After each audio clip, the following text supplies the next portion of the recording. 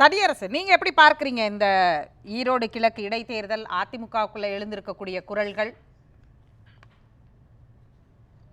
இல்ல அது இப்ப திராவிட முன்னேற்ற கழகம் அண்ணன் செங்கோட்டையனுடைய இந்த முரண்பட்ட கருத்து, இப்ப எடப்பாடிக்கு நடந்த அந்த பாராட்டு விழா, விவசாயிகள் அவனா செத்திக்கடவு கூட்டமைப்பு சார்பாக நடந்த விழாவில் புரட்சி தலைவி அம்மா அவர்களுடைய திருவுருவ படங்கள் அச்சிடப்படாமல் தனித்த எடப்பாடிக்காக நடந்த பாராட்டு விழா என்று சொல்லிக்கொண்டு அண்ணா திராவிட முன்னேற்ற கழகங்களால் நடத்தப்பட்ட அந்த கூட்டத்தில் புரட்சி தலைவி அம்மாவையும் எடப்பாடி புறக்கணித்து விட்டார் என்று அண்ணன் செங்கோட்டையன் இன்னைக்கு பேசுறதுல இப்ப நிறைவா முடிக்கும் போது திமுகவுடைய செய்தி தொடர்பாளர் சகோதரர் கிருஷ்ணமூர்த்தி சூர்யா என்ன சொல்றாரு பாருங்க, ரொம்ப அழுத்தமா மகிழ்ச்சியா அதை அது உள்வாங்கிறாருல. ஒரு பிரதான கட்சி, ஆளுகிற கட்சி, எதிர்கட்சி திமுக, அதற்கான அந்த வாய்ப்பை அதிமுகவுடைய மிக மூத்த தலைவர், இன்னும் சொல்ல போனால் எடப்பாடியை விட புரட்சி தலைவர் காலத்திலிருந்து இந்தியா, அதாவது தமிழ்நாட்டினுடைய அண்ணா திராவிட முன்னேற்ற கழகத்தினுடைய வரலாற்றில்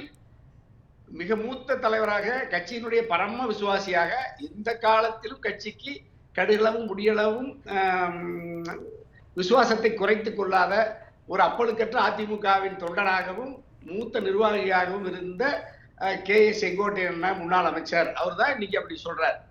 அவர் தான் புரட்சி தலைவர், எங்களை எல்லாம் ஆளாக்கிய புரட்சி தலைவி அம்மா அவர்களின் திருவுருவப்படங்களை தவிர்த்து விட்டு எடப்பாடி இப்படி ஒரு கூட்டத்தை நடத்தி இருக்கு. அதுக்கு ஒரு காரணம் சொல்லப்படுதுல்ல, அதிமுகவில் இருந்து அது ஒரு அமைப்பு நடத்தினது அப்படின்னு சொல்லப்படுதுல்ல. அப்படி புரட்சி தலைவி அம்மாவின் படங்களை நாங்கள் பயன்படுத்த மாட்டோம் என்று சொல்லுகிற அந்த அமைப்பு நடத்துகிற கூட்டத்துக்கு செங்கோட்டையனோ அதாவது எடப்பாடியோடு சென்ற அதிமுகவை சேர்ந்தவர்களோ போயிருக்கவே கூடாது. அந்த கூட்டத்தை அண்ணா திராவிட முன்னேற்ற கழகம்தான் எடப்பாடியை முதலமைச்சராக்கியது. எடப்பாடி முதலமைச்சராக இருக்கிற பொழுதுதான் புரட்சி தலைவி அம்மா அவர்கள் உயிரை தந்து 2016 உருவாக்கிய அரசுதான் எடப்பாடியுடைய அரசு. எடப்பாடி நேரடியாக மக்களின் ஆதரவை பெற்று ஆட்சி பொறுப்புக்கு வந்த அரசு அல்லது, அது புரட்சி தலைவி அம்மா அவர்கள் உருவாக்கிய அரசு. அந்த அரசு சின்னம்மா அவர்களால் எடப்பாடிக்கு கையளிக்கப்பட்ட அரசு. அந்த அரசிலிருந்துதான் அத்திக்கடவு திட்டத்தை எடப்பாடியார் நிறைவேற்றி இருக்கிறார். மேற்கு மண்டலத்தில் அது ஒரு நீண்டகால கோரிக்கை, அதற்காக போராடியவர்கள் அந்த கோரிக்கையை ஏற்றுக்கொண்டு ஒரு முதலமைச்சராக இருந்து அதிமுகவின் முதலமைச்சராகவே பொறுப்பில் இருக்கக்கூடிய எடப்பாடியார் செய்ததுல மகிழ்ச்சி, நாங்க வரவேற்கிறோம், மாற்று கருத்து இல்லை. ஆனா நீங்க அதற்காக நடந்த பாராட்டு விழா கூட்டத்தில் அண்ணா திராவிட முன்னேற்ற கழக அரசு தான், புரட்சி தலைவி அம்மாவினுடைய அரசு தான், அந்த அரசை அம்மாவின் மறைவுக்கு பிறகு பொறுப்பில் இருந்த நான் நிறைவேற்றி இருக்கிறேன் என்று அம்மாவின் படத்தை தான் பிரதானமா போட்டிருக்கணும். ஏன்னா நீங்க முதல் நிதியை ஒதுக்கி அதற்கான வரைவு திட்டத்தை, ஆய்வு திட்டத்துக்காக நிதியை ஒதுக்கி அப்பொழுது பொதுப்பணித்துறை அமைச்சராக இருந்த, மாவட்ட செயலாளராக இருந்த KV ராமலிங்கம் ஐயா அதான் அந்த பொறுப்பு ஒப்படைக்கிறாங்க. அந்த அளவுல நீங்க அவர்கள் 2 பேர் 3 பேர் ஒரு புரட்சி தலைவரையோ புரட்சி தலைவி அம்மாவையோ புறக்கணிக்கிற கூட்டத்தில் எடப்பாடிக்கு என்ன வேலை?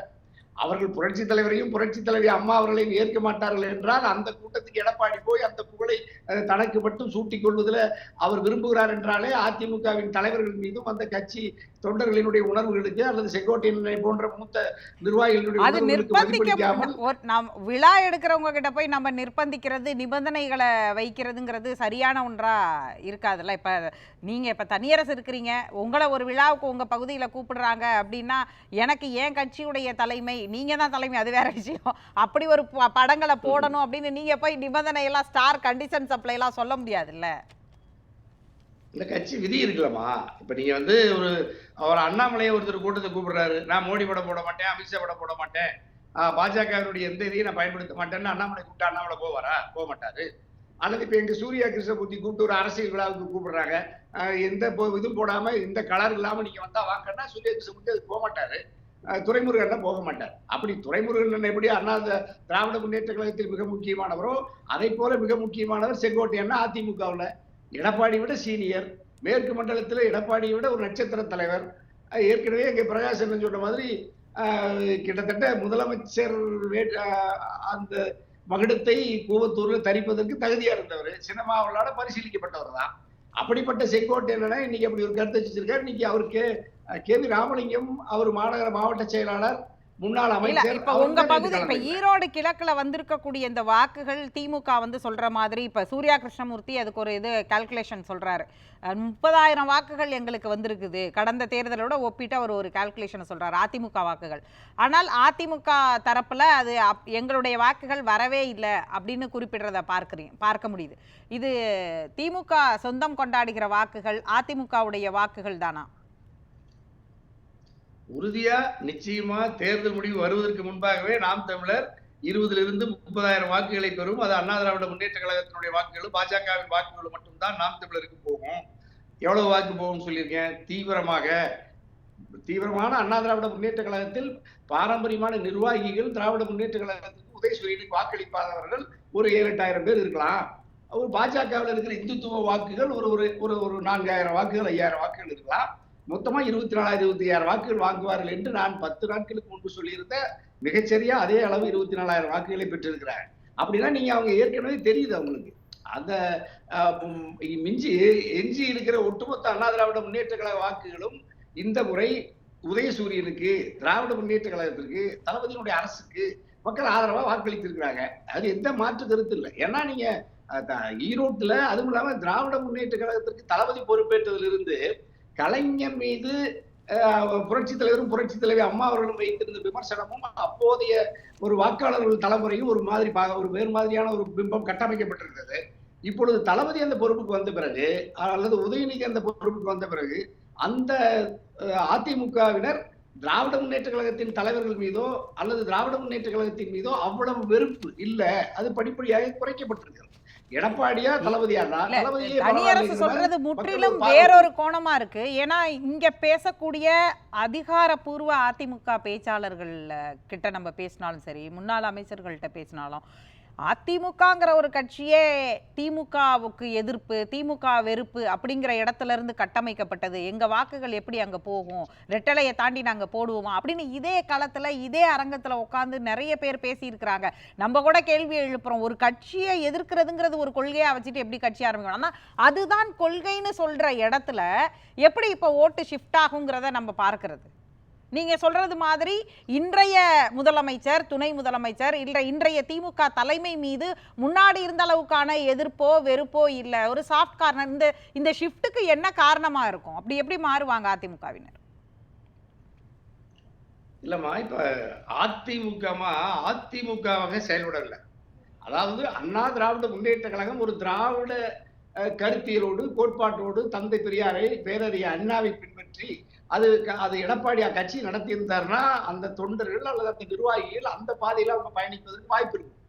ஆனால் எடப்பாடி பாரதிய ஜனதா கட்சியோடு அவர்கள் மோடியோடு அல்லது இந்துத்துவ அமைப்புகளோடு அவர் ஒரு நெருக்கமான உறவை வைத்துக் கொண்டிருக்கிறார், ஒரு கோட்பாட்டு உறவையே வைத்துக் கொண்டிருக்கிறார், அரசியல் உறவை நீண்ட காலம் வைத்திருந்தார்.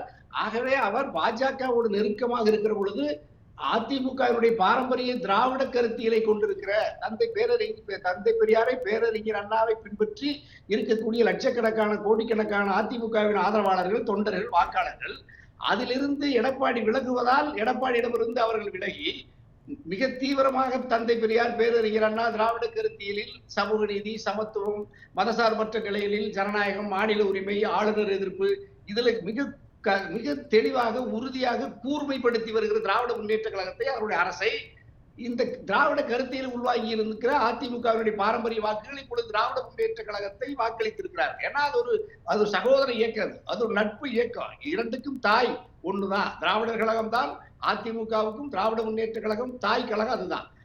இன்னைக்கு அவங்க அதிமுக இங்க போட்டியிடல, அதனால அப்படி சொல்றதுக்கு வாய்ப்பு இருக்கு. ஆனால் இந்த குரல்கள் ஈரோடு தேர்தல் முடிவுகள் வந்தப்புறம் வர்ற குரலா அதை பார்க்கணுமா, இல்ல உள்ளர பிரச்சனை தொடர்ந்து இருக்கு அப்படின்னு பார்க்கறதா? அது முன்னாள் அமைச்சர் செங்கோட்டையனுடைய குரலையோ இல்ல முன்னாள் அமைச்சர் கோகுலேந்திராவுடைய குரலையோ? இல்லமா, தமிழ்நாடு முழுக்கவே எடப்பாடியினுடைய கட்டுப்பாட்டில் அண்ணா திராவிட முன்னேற்ற கழகம் இல்லை என்பதை இப்பொழுது சட்டத்துறை அமைச்சர் அண்ணன் சிவி நம்ம ரகுபதி என்ன சொன்னது சரிதான். ஏன்னா எடப்பாடியுடைய கட்டுப்பாட்டில் எடப்பாடி விருதுநகருக்கு போறாரு, அந்த மாவட்ட செயலர் ராஜேந்திர பாலாஜி அந்த திருமணத்துக்கே போகல. ஊத்தங்கரைக்கு எடப்பாடி பழனிசாமி பொதுச் செயலர் போறாரு, அங்க இருக்கிற ஒரு எம்எல்ஏவும் போகல, அந்த மாவட்ட செயலர் கூட போகல. பக்கத்துல அவரா போயிட்டு வர்றாரு. ஏன்னா அவர் கட்டுப்பாட்டுல வைத்துக் கொள்ள வேண்டும் என்கிற விருப்பமும் இல்லை. அவர் ஒரு பொதுச் செயலாளரை போலவும் நடந்து கொள்வதில்லை. அவர் தலைநகரத்தில் இருக்கிறது இல்லை, தலைமை அலுவலகத்துக்கு வர்றதில்லை, பெரும்பாலும் சேலத்தில் தான் இருக்கிறார். அவர் ஒரு அண்ணா திராவிட முன்னேற்ற கழகம் என்கின்ற பாரிய மக்கள் பேர் இயக்கத்துக்கு ஒரு பொதுச் செயலாளர் இருக்கிற மாதிரி அவரே இன்னும் உணராம அவர் இன்னும் கிளை செயலாளரை போல, மாவட்ட செயலாளரை போல சேலத்திலேயே இருந்து அரசியல் பண்ணுகிற எடப்பாடியால இவ்வளவு பெரிய பாரம்பரிய ஒரு இயக்கத்தை எப்படி கட்டி அமைத்து வழிநடத்த முடியும்? அது இவ்வளவு பெரிய தலைவர் செங்கோட்டையன் அப்படி அவர் கட்டுப்பாட்டில் இல்லைன்னா எத்தனை முன்னாள் அமைச்சர்களோ இல்ல இரண்டாம் கட்ட தலைவர்களோ அல்லது சட்டமன்ற உறுப்பினர்களோ மாறினாங்க அப்படின்னு ஒரு கேள்வி இருக்குல்ல. அந்த மாதிரி எத்தனை முறை இரட்டை இலை வழக்கு வந்திருக்கு, நீங்க இங்க பேசியிருக்கிறீங்க. அவ்வப்போது இந்த மாதிரி எழக்கூடிய கழக குரல்கள் வரும்போதெல்லாம் விவாதங்கள் நடக்குது. 2 நாள்கள் விவாதங்களா அது நடக்குதே தவிர பெரிய அளவுல ஒரு இந்த தலைமை எங்களுக்கு ஏற்கல, இல்ல இந்த தலைமை மேல எங்களுக்கு விருப்பம் இல்லைன்னு சொல்லி யாராவது அப்படி போயிருக்கிறாங்களா என்ன? அது 2017க்கு பிறகே அப்படி நடக்கலையே.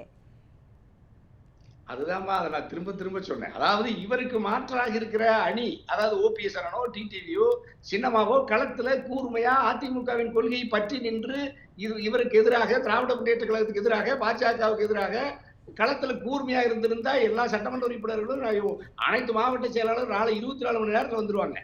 இருக்கிற எல்லாருமே முனை மழுங்கி அமைதியா இருக்கிறதுனால இருக்கிறதுல எடப்பாடி தான் இப்ப இருக்கிற ஒரு தொகுப்பு பெரும்பான்மை இருக்கிறதுனால இப்ப வேற வழி இல்லாம செய்வது தெரியாம முடிவெடுக்க முடியாம தான் அதிமுக மொத்த நிர்வாகிகளும் தொண்டர்கள் இருக்கிறாங்க. அதுதான் இந்த நெருக்கடி. இந்த நெருக்கடி இப்ப செங்கோட்டையன் வெளிப்படுத்தி இருக்கிறார். நாடு முழுக்க இது இனி கொஞ்சம் அது வேகம் எடுக்கணும்னு தான் நினைக்கிறேன். ஏற்கனவே பலகீனப்பட்டு ஏற்கனவே தோல்வியினுடைய உச்சத்தில் இருக்கிற எடப்பாடியால இப்ப செங்கோட்டையனும் கே.வி. ராமலிங்கம் ஐயால எடுத்த முடிவால எடப்பாடியை புறக்கணித்ததுனால இன்னும் ஆளும் கட்சி வெற்றி பெற போகுது அப்படிங்கிறது தெளிவா தெரிந்த பிறகு இடைத்தேர்தலில் போட்டியிடாம இருக்கிறது கடந்த காலங்களில் திமுகவும் பண்ணியிருக்கு, அதிமுகவும் பண்ணியிருக்கு. இப்ப அதிமுக அந்த ஸ்டாண்டை எடுத்திருக்குது. அதை வைத்து தேர்தலிலே போட்டியிடாத ஒரு கட்சி மீது நம்ம தேர்தல் தோல்விக்கான விமர்சனங்களை நேரடியா வச்சு பார்க்கிறது சரியா இருக்குமா? இல்லமா, அது ஒரு தோல்வி இல்லை. நீங்க நாடாளுமன்ற தேர்தலில் வரலாறு காணாத தோல்விக்கு இலக்காகி அந்த தோல்வி சுமையை அது ஏற்கனவே பல முறை தோற்று நாடாளுமன்ற பொது தேர்தலில் 2024 எடப்பாடி தோற்ற பிறகாவது எடப்பாடி தன்னுடைய அணுகுமுறையை, தன்னுடைய வியூகத்தை மாற்றி அமைப்பார்னு பார்த்தா 24 விட இப்பொழுது கூடுதலாக பின்தங்கி பலகீனப்பட்டு கிடக்கிறார். அது எப்படி நீங்க இப்ப ஆனா அரசாங்கத்தின் மீது என்ன குற்றச்சாட்டு வைக்கிறாரு? அண்ணா பல்கலை விவகாரத்தை வைக்கிறாரு, கலாச்சாரத்தை வைக்கிறாரு, நாளெல்லாம் பல்வேறு குற்றச்சாட்டுகள் வைக்கிறாரு. ஆனா தேர்தல் வந்தா களத்துல இருந்து விலகிக்கிறார். ஒரு ஜனநாயக இயக்கம், அது மேற்கு மண்டலத்தில் நடக்கிற ஒரு ஈரோடு கிழக்கு, அந்த இடத்துல நிக்கிறதுக்கே எடப்பாடியால் இந்த 5 வெளியேறாருன்னா இவர் தமிழ்நாட்டினுடைய வேற மண்டலத்தில் எப்படி நிக்க போறாரு?